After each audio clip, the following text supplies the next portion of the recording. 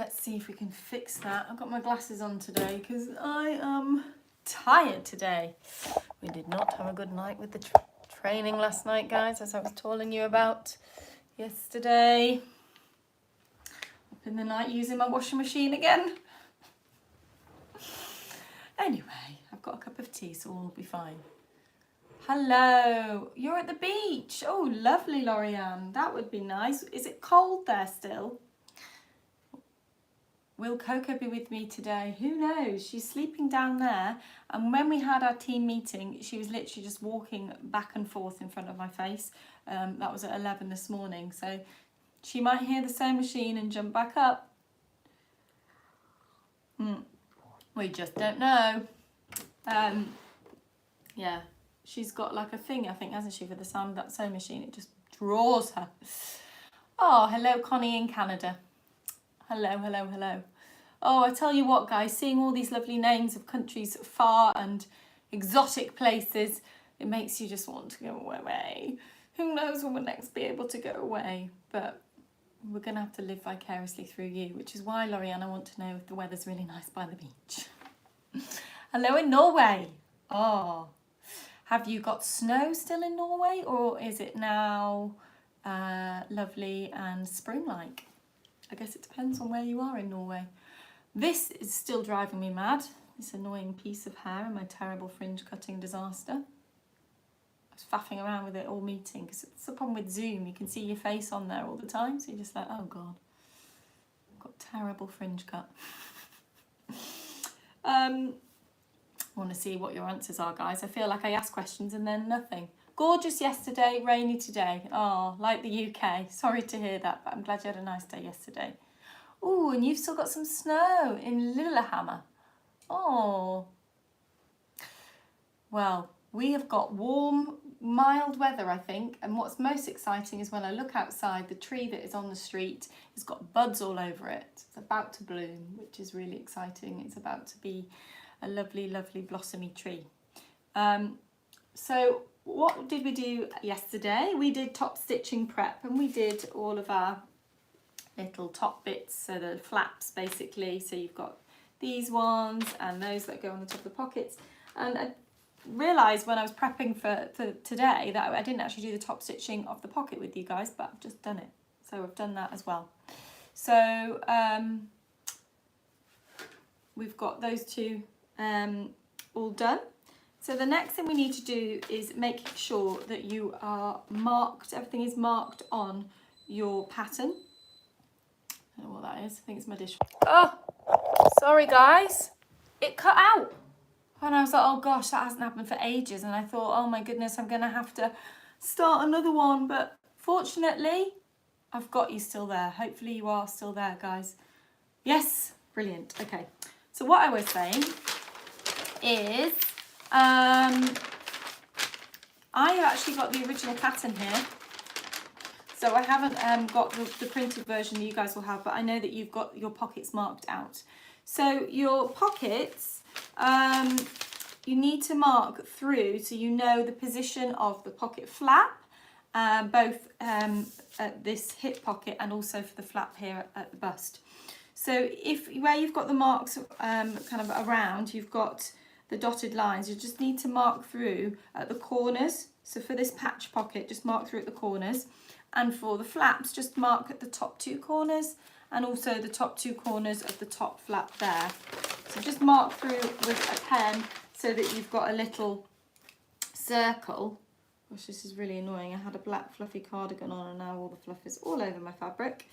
And then what you need to do is just get your ruler and just join them up so that you've got a straight line. Straight edge to work from. So that one across there, and you obviously need to do it on both sides. And then for the patch pocket, I've drawn 3 sides of it, so gone round. I didn't draw along the top, but I have got a line for the pocket flap that it goes across. So the 2 pocket flaps indicate with a line marking the top of the pocket flap, and with the patch pocket, if you can just draw 3 sides of it in. Then we can mark our pocket flaps because we need to mark stitch lines on those. So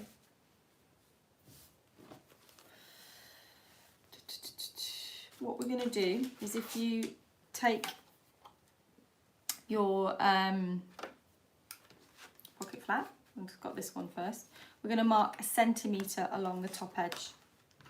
Just check whether we could do this on the wrong side or the right side. Make sure you use a pen that is going to come off. I am going to do mine on the right side. It's so that you've got something to line up the line that you've done on the actual jacket with. So just, that looks a little, I think it just moved right at the last minute. Let's get that a bit more accurate. Yeah, so 1 centimetre line across the top edge of your pocket flaps. So essentially this is on the raw edge. 3/8 of an inch, guys. You are imperial. Okay, there's 4 of them.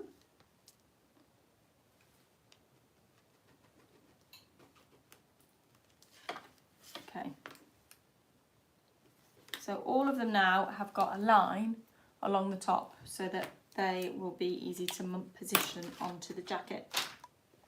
Then let's take one of our first jacket pieces and we're going to pin the patch pocket first on. So take one of your patch pockets, so it should be already pressed like this, and you've got your top stitching, and we're going to line up those bottom corners so it should now fit perfectly into your rectangle square that you have joined.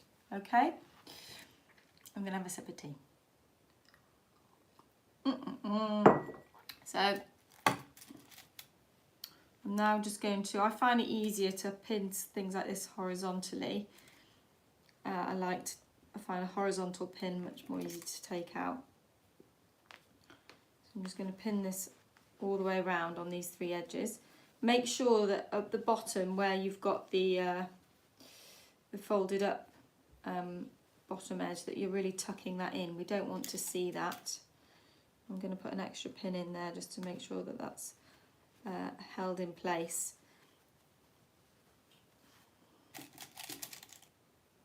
Okay.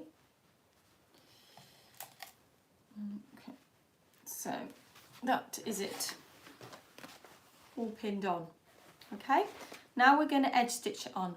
Now this time I can use my edge stitching foot, wherever I put it, because we are stitching at 3 mils from, oh gosh, now I've gone and carried it away somewhere, haven't I? Where did I put it? Oh, randomly down there. We're stitching the pocket on 3 millimeters, 2 to 3 millimeters from the pocket edge, so you can really use your edge stitch foot. If you haven't seen an edge stitch foot before, it looks like this. And what that allows you to do is put this little plate right on the edge of your pocket, or whatever edge you're going against, moving your needle to the right position and then stitching at the position that you need to be stitching at. We're using top stitching thread. We're going to make sure our stitch length is on 3, as that looks much better for top stitching. And we're going to start at the top right hand corner of the pocket. So I'm going to line it up, so I've got my lovely plate right up against the edge of the pocket there. I'm going to move my needle over so that I'm going to be stitching 2 millimeters, between 2 and 3 millimeters from the edge. And then I'm going to do a nice reverse. I've got that's quite annoying, this thread is going to be getting in the way. Should have tucked that under before. Never mind, I'm just going to trim it. And then away I go. There's some slight elastine in this fabric, so I do have to be careful that I don't accidentally stretch it. Oh, that's looking nice. I tell you though, with an edge stitch foot, it's pretty hard. It's a bit like using a concealed zip foot. It's very hard to go off course because you've basically got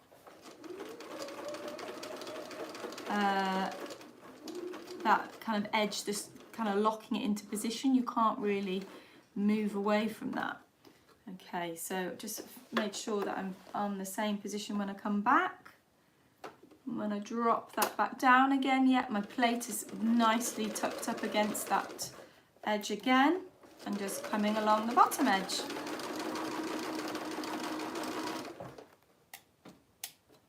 Got my pin dish near me this time.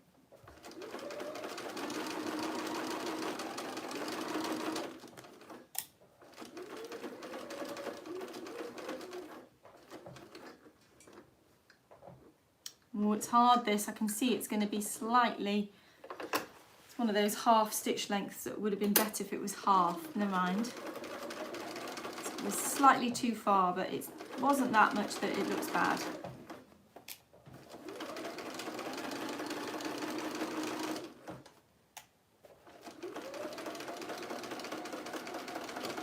Okay, and now we're going to reverse. There we go.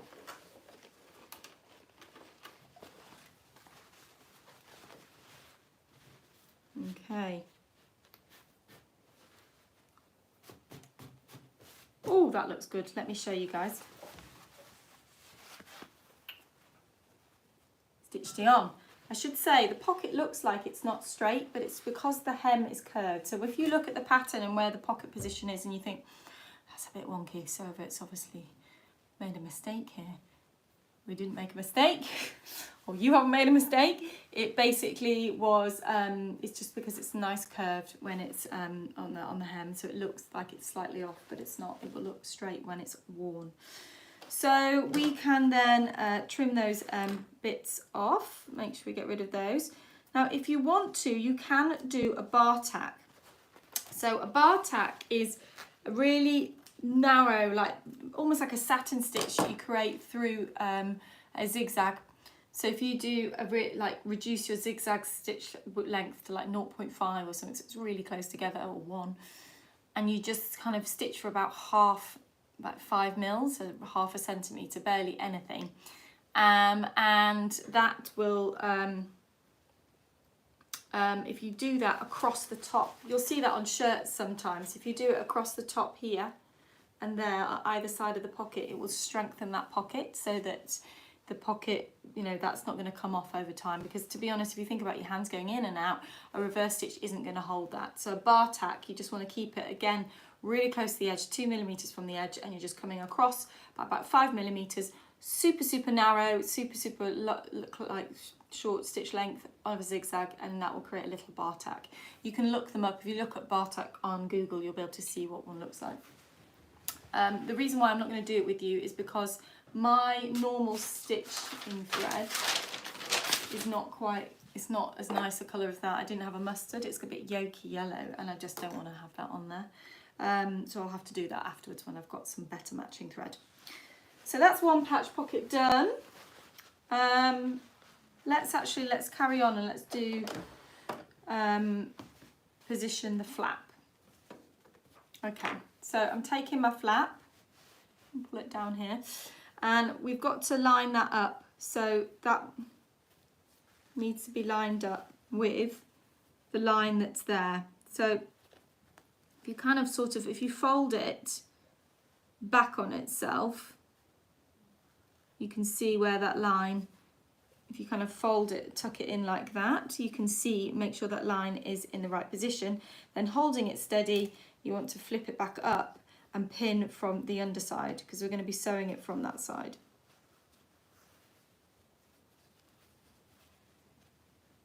Okay, now this should, just check when you're pinning it that this is slightly overhanging on both sides of the pocket, because you want the pocket flap, it's slightly wider than the pocket. That is intentional, so it covers the edges of the pocket. So just make sure that yours is doing that, and certainly that it's even as well.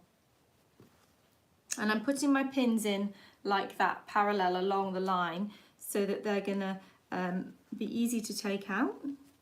And a bit like when you're lining up a dart, I'm putting a pin in and then I'm peeling back and I'm making sure that that is, the lines are meeting each other, so it's sitting on the line. Just move that one bit down a bit.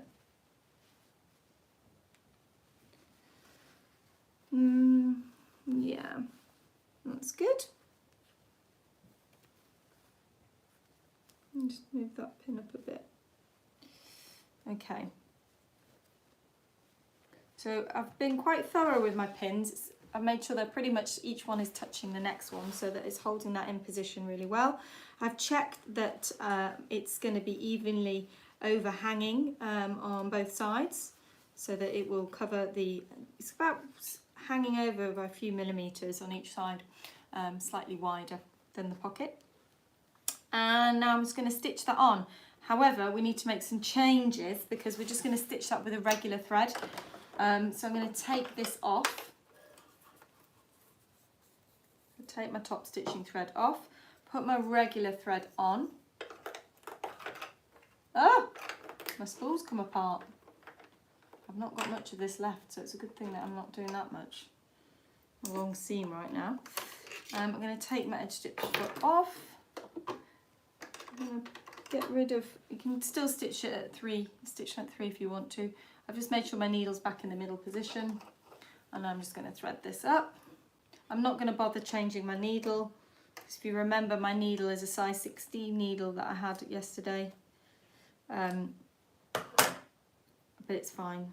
It's fine to work with this thread as well.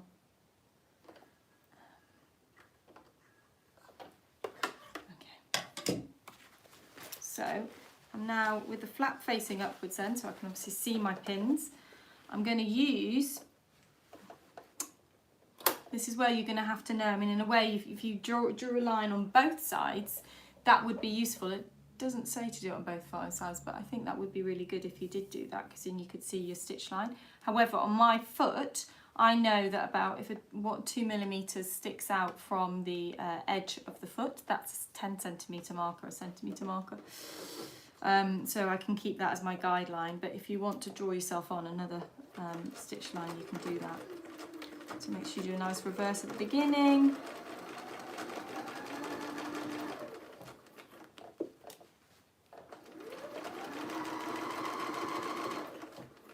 There we go.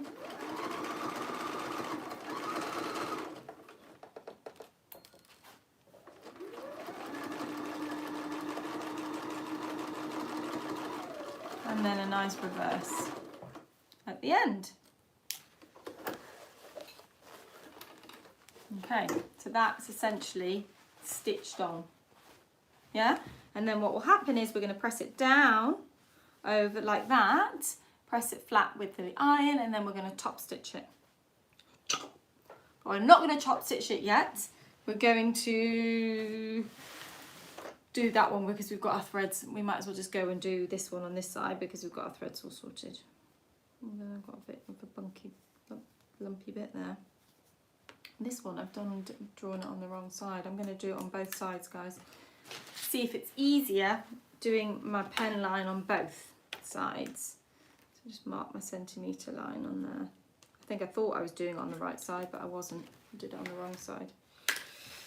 Okay, so we've got the line to latch up with on the jacket. Again, keep your pins parallel so that they're going into the line and making sure your line, oh yeah, this is a lot easier, guys. I definitely recommend doing this. Draw a line on both sides of your flaps, because then you can put your pin through on the line there and then peel back and check that your line is sitting on your line. Can I say line any more times? The line on the line on the line.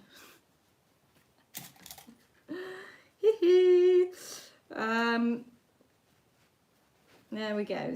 That's fine. It's sitting on the line. Lovely.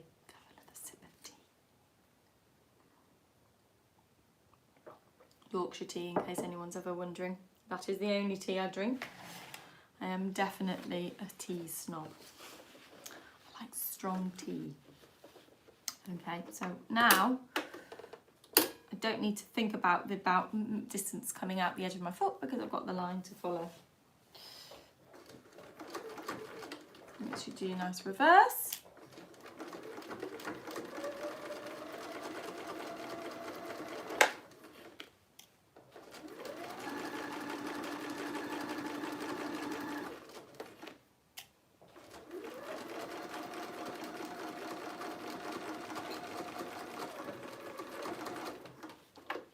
There we go. Okay, trim those off.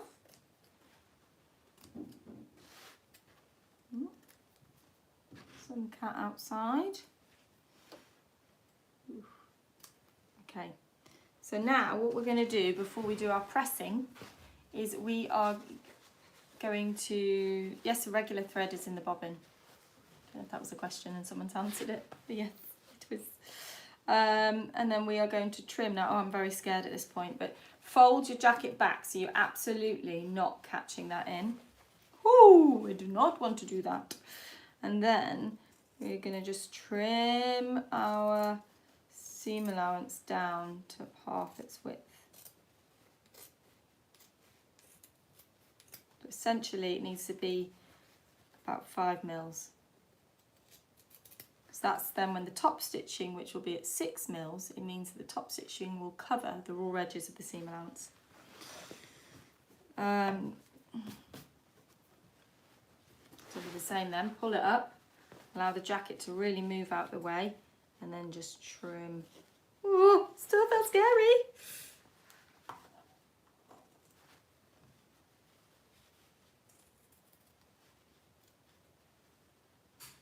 It's definitely out of the way, but I keep checking. I do not want to put a hole in my jacket.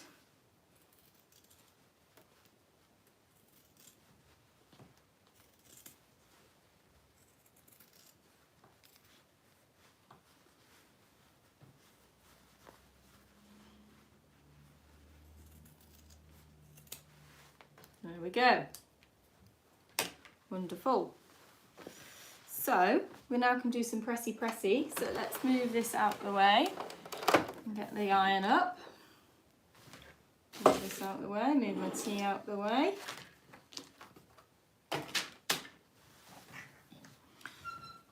I should have said, oh look, rather short.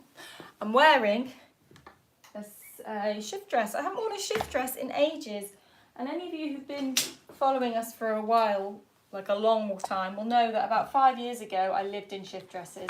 In fact, I did a video, there's a video probably somewhere on YouTube of my shift dress collection, and there are, it's like 17 of them or something, if not more. It was ridiculous.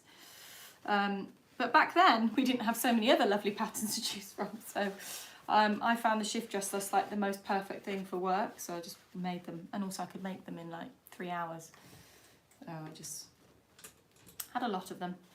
Also love how the shift dress kind of, it allows you to really show off a fabric. So if you've got a big fabric, bold fabric or something, it makes the outfit more about the fabric rather than the design of the dress, because it's such a simple design. I'm now pressing this down, and then we're going to press over it. Now if you have got fabric that will mark, see, it's good to test whether it's going to mark, and you need to use a pressing cloth here. If you notice, I kept my iron to just about there.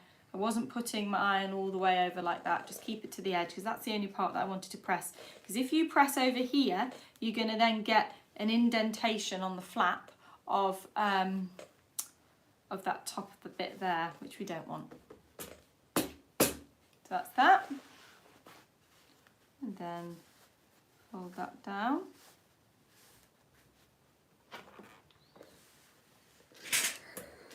It can be a bit more, you can have more of the iron on that because there's nothing underneath there to create a ridge.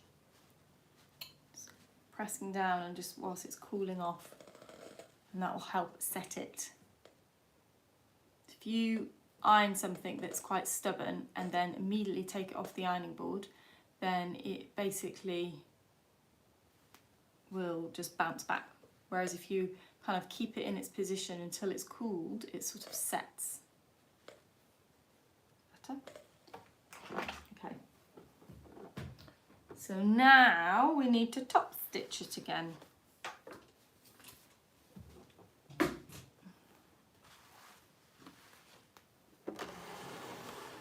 that in.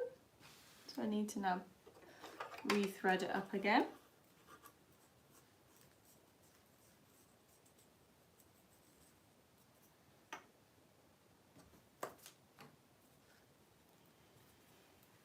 And pop it on.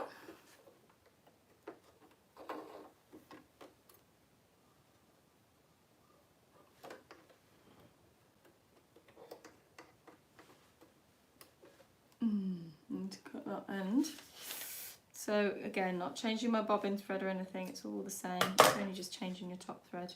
That did not cut a nice sharp end.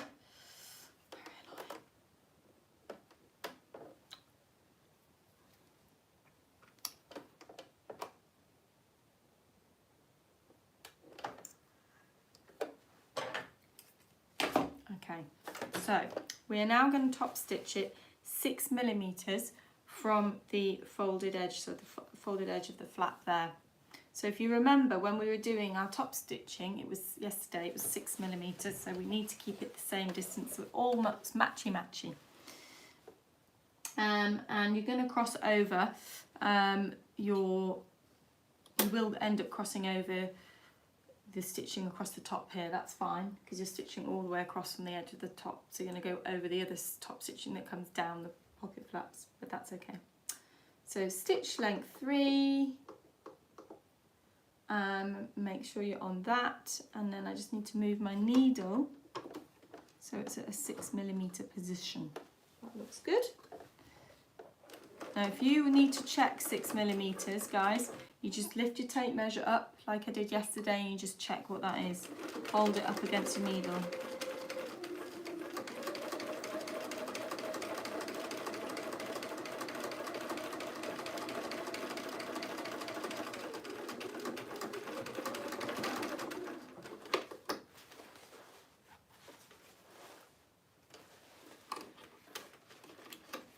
Okay,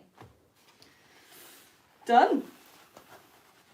It's definitely not going to be one of those sew-alongs, guys, where I can try on what I've made at the end, but at least, you know, you can see context of how the jacket would be.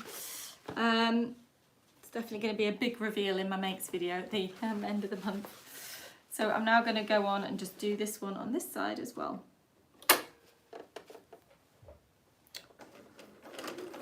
Aye, what was that? Something happened that was not happy there. Pulled. There we go. So this will be making it lovely and neat inside. Not that it's likely that your pocket flap is going to be lifted all the way up, but it will be covering the seam allowance.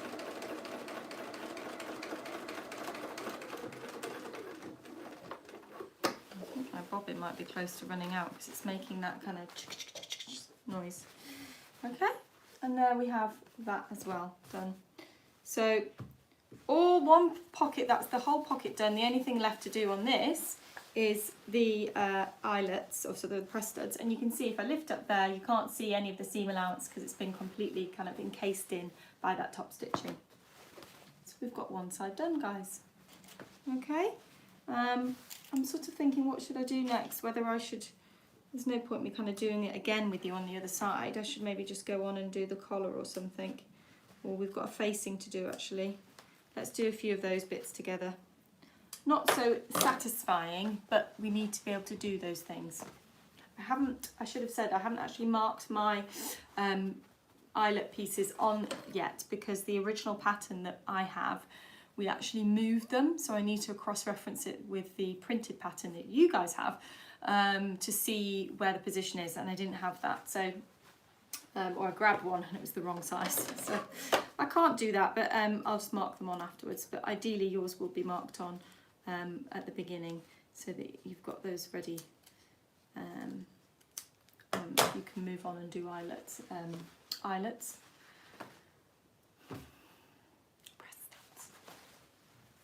Okay, let's see where our facing pieces, I've got them down here in my pile. Let's throw those together. That's that one.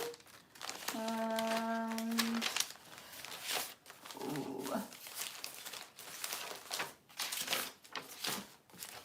there we go. Back neck facing. I've cut two out for this, I don't know why. Don't think I've cut my notches in, so I'm just going to do that. So make sure, I didn't think I'd be getting to this. I don't know why I thought that would take me longer.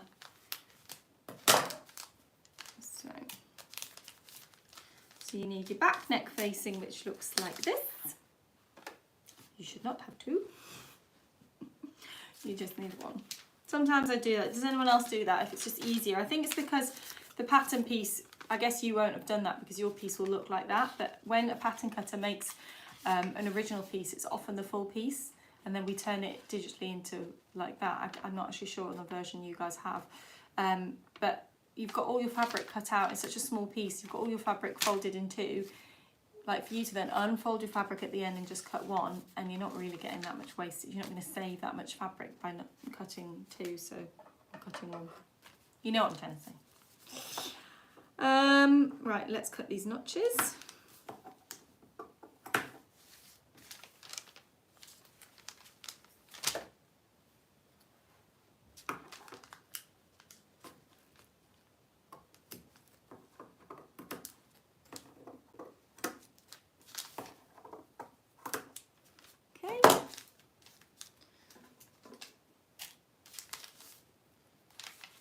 This off. If anyone's interested what an original pattern looks like, if you've never seen one, I should have shown you that. This is what it looks like. So we make him on dot and cross paper, then it's easy for us to mark things. Pattern cutter would always put the seam allowance and mark it onto the original pattern, so it's really obvious to us what they've used. They also then use a tool to notch and make this shape in for the notch, which again then goes into a triangle when it's digitally sort of. And then usually grain lines marked in a different colour, so in this instance it's red. And then all the information that we would need. It says size 8, by the way, because originally this was made a size 8 and we decided it was too big for a size 8, so it's actually now the size 10. And then the cutting instructions. And then this gets sent to the grader. And the grader, I think, puts it on like an enormous big kind of digital board and then digitally plots it. And then that gets put into something called a DXF file that then gets sent to us. And then we then convert that into a file, an Illustrator file that we can then edit and add all the information we do, change all the lines being dotted, put it into the format so that it can be printed on US paper or A4 paper, etc., etc., etc. Very lengthy process. But yeah, that's how it starts off. And that is also probably the second draft of a pattern, though there would have been a first draft, and then we did our toile, and then we did the second pattern after the toile. So I'm just coming up to just check that there isn't anything I need to see about this. Nope. Just a reminder that if you remember, I am not doing interfacing because I don't want to. I want to keep this soft, but you might have interfaced yours. Certainly the ones that you have seen. And this sample, this has been interfaced, but I wanted this to be a super, super soft jacket. I think because the fabric is, I don't know, it's very difficult for me to explain why, but I just wanted it to be soft. I guess it makes it a bit more casual. So I'm just going to take my back neck facing and I'm going to place it right sides together at these short ends with the front facing. Like so. Yeah.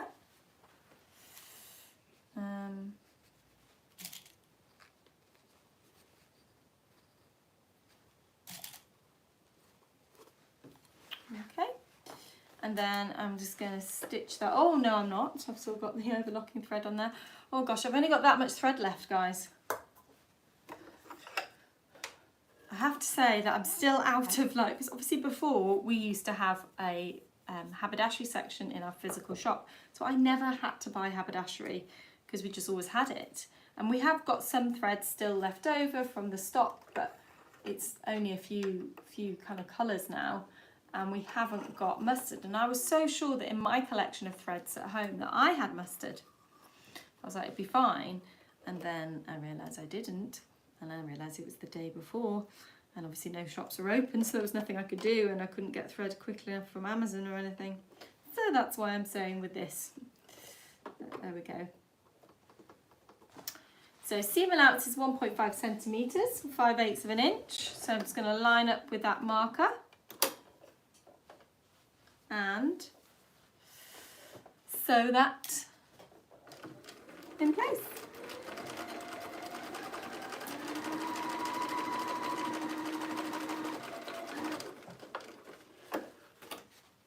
1 and 2.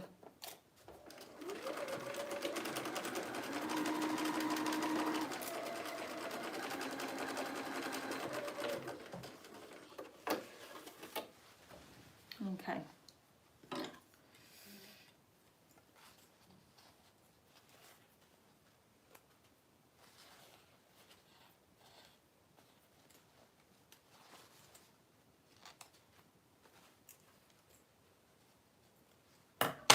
Okay, so that's the neck facing piece done. It needs to have the seams pressed open, sorry, seam allowances, and then the outside edge needs to be overlocked or zigzagged. So I'm not going to use up my thread. I need to, if you remember, I want to change my overlocking thread so I can do it. So all that edge out there, so not this edge on the inside, the one on the outside. Okay, so that is going to be put to one side. Flying through it, guys, all the little bits here. I think I might stitch the collar with you now. So let's do that. See if I can find my collar. Where's my collar?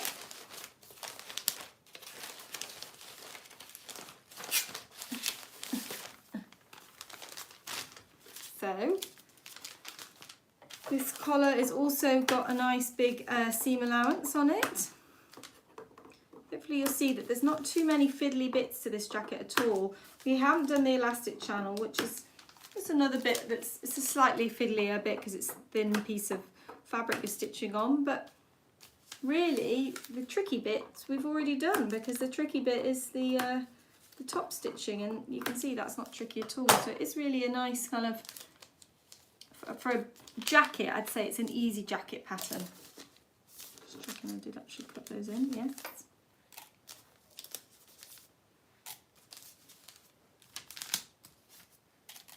It's nice that you're working with a fabric like this as well. I think cotton canvas or denim is really lovely to work with. It just stays where you put it. Doesn't move around. Okay, so right sides together. And we are just going to stitch. I'm going to pin, we're not going to stitch this edge, so it's going to be these edges that we're pinning. And pin these all the way around.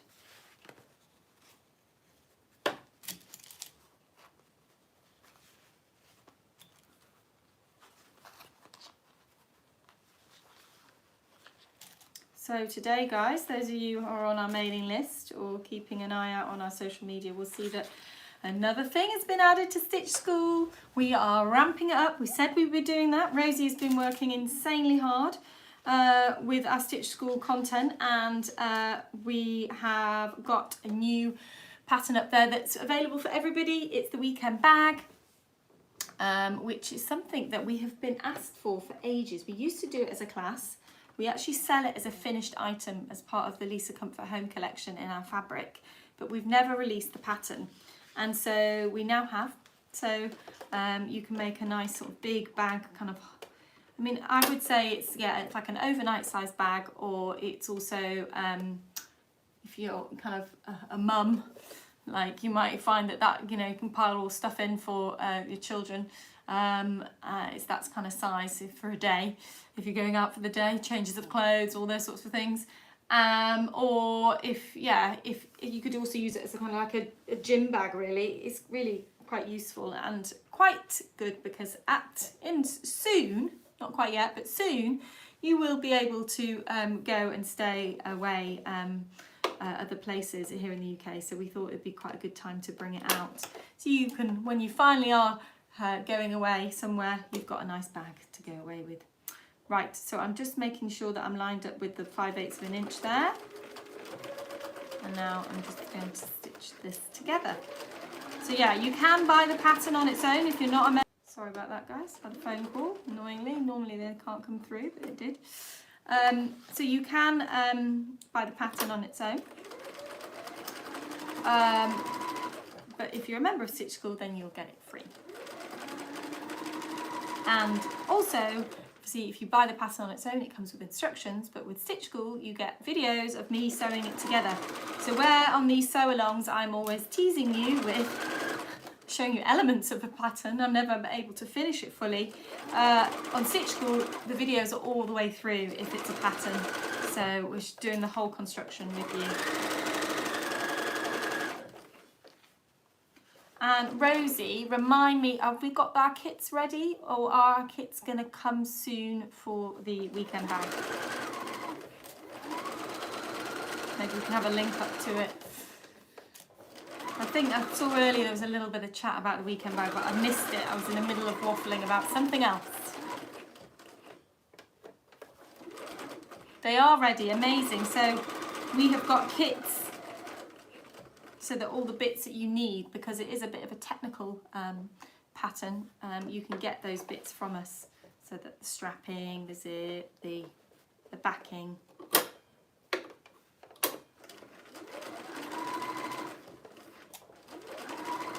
The backing is like the really good quality kind of, it's not interfacing, it's called backing, but it's used on leather bags and stuff to give it really good structure, and it's perfect for this, for the weekend bag.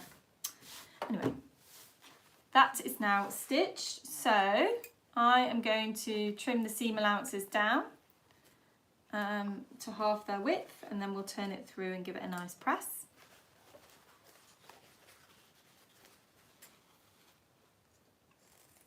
Okay.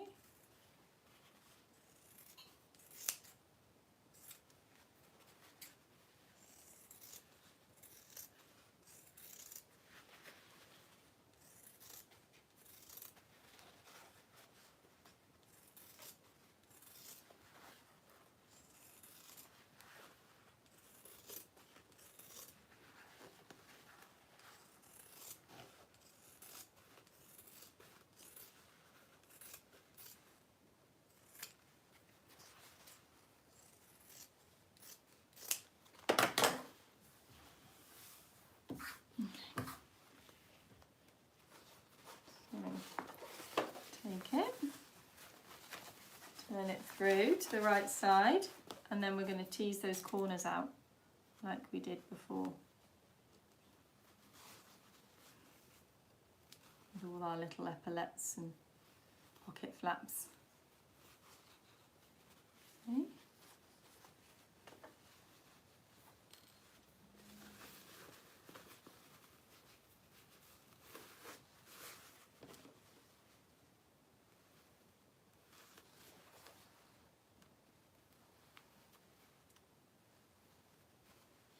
Go. Fab. So now we need to press that flat and roll the seam out so that it's on the edge.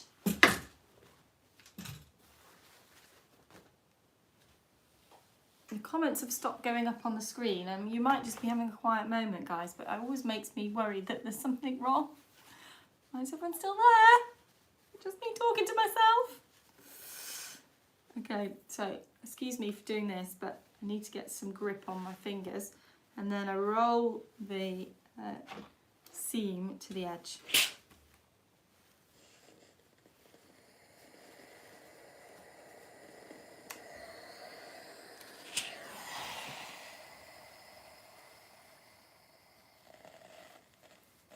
It's all right, Diane. We are here. People have just been quiet. Okay.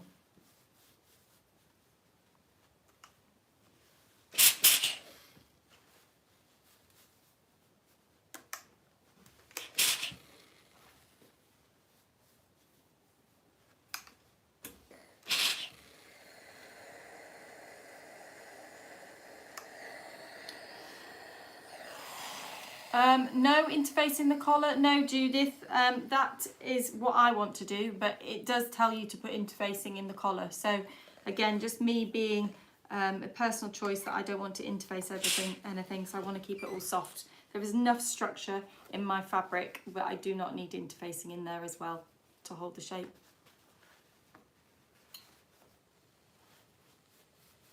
Okay, just rolling it out, holding it down and pressing flat. Okay. Right, so now the last thing to do in the prep for the collar is more top stitching. So we're going to top stitch around the collar at 6mm like we have done on the other bits.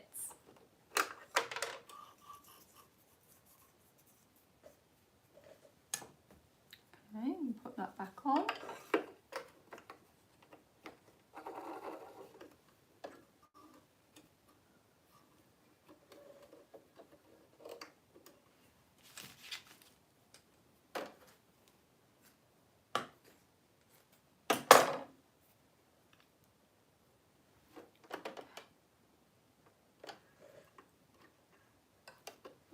So I'm just going to open this out. Ooh, got a random runaway bobbin there. Just want to check what I've got. Yes, I have got enough. I felt like it was rattling. I thought, oh, when it starts rattling, that can mean that sometimes it's running out, but it was fine. Okay, so edge stitch foot. No, not edge stitch foot. Can't use my edge stitch foot, can I? Because I can't get the distance I need. So not edge stitch foot. I'm just going to line it up with the edge of the foot, and I'm going to move my needle over. So we're aiming for 6mm on this, guys. Do a nice little reverse. Ah! Sorry. What is going on? No, it is not happy. Why are you doing this? Oh, look at that. There's a big... It's having a party, all those threads underneath. Oh!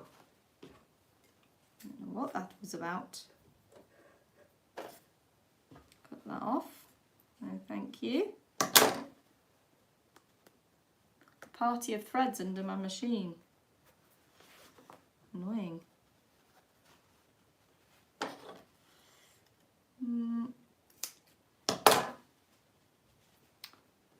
This is very annoying.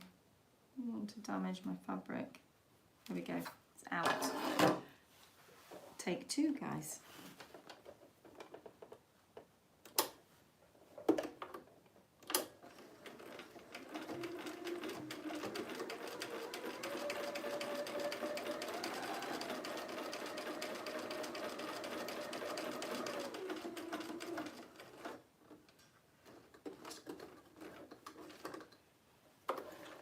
Okay, pivot it round. Make sure when you're pivoting it round, you're really making sure this distance on the other side is the same.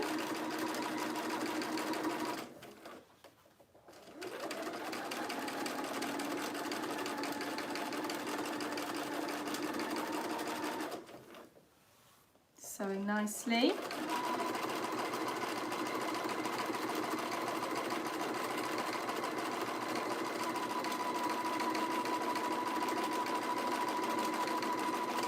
Doing this crazy big loopy thing on this. I think it's so, I'm noticing it more because the thread's so thick, obviously, because it's a top stitching thread. I'm like, it's like...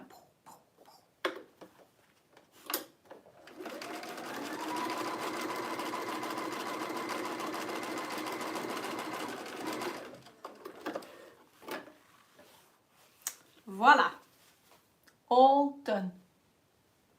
Right, guys. I think I'm going to leave it there because that's a kind of good point to get to, otherwise I'll end up half doing something. So we have at least done patch pockets, put those on, we've done our flap, we've prepped our collar, we've stitched our facing, and that was all in under 2 hours. So quite a bit that we've got done together. So next week, can I remember what we're doing? Rosie, I believe next week we're doing a hack on the Tuesday. I think. Is that correct? Let's see.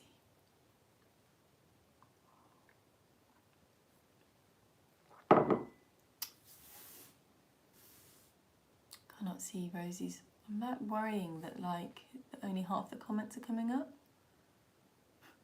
Very strange. Yes, there we go. The Lulu and the Eve hack, yes, so we are going to be making a blouse out of our Lulu pattern, which is a dress, and we're taking the Eve sleeve. So tune in for that next week, guys, 1 o'clock on Tuesday. what's the fabric I'm using? It is our mustard cotton canvas. We put it up live yesterday, so hopefully there's still some on the website. Maybe we can get a link to that. And yes, so I'm not sure what fabric I'll be. I thought you were asking what fabric am I using for the hack. No idea. Haven't decided yet. But you weren't asking that, sorry. So I'll be back with that. I don't want to sign off yet because I think I'm just going to give Rosie a chance to put a link up to the fabric if there's still some left. We've got it in a teal colour as well. It's really nice. It's like a soft denim, basically, a soft denim weight, but you can see it's got more structure and body to it than a regular, it's not like a chambray or a lightweight denim. It's sort of good medium weight denim. So yes, so we've got that. In the meantime, we will be looking forward to seeing some weekend bags popping up on our Instagram feed. Hopefully people will start sharing them either there or on our makers group. If you're not in our makers group, you have to join our makers group. You can find it through our Facebook page. We have a makers group on our Facebook page. It's where you guys share all your wonderful things, and you also will find things on our Instagram account as well. I can't see, I think I'm going to say, not sure, Rosie obviously can't get the link up, or for whatever reason there's a delay, but the link to the fabric that I'm using is definitely in the description box. Or it might not be in this one's, but it definitely was yesterday's, because I put it in yesterday's. I remember doing that. Anyway guys, thanks for joining, thanks for chatting, and I'll see you all next week. Bye!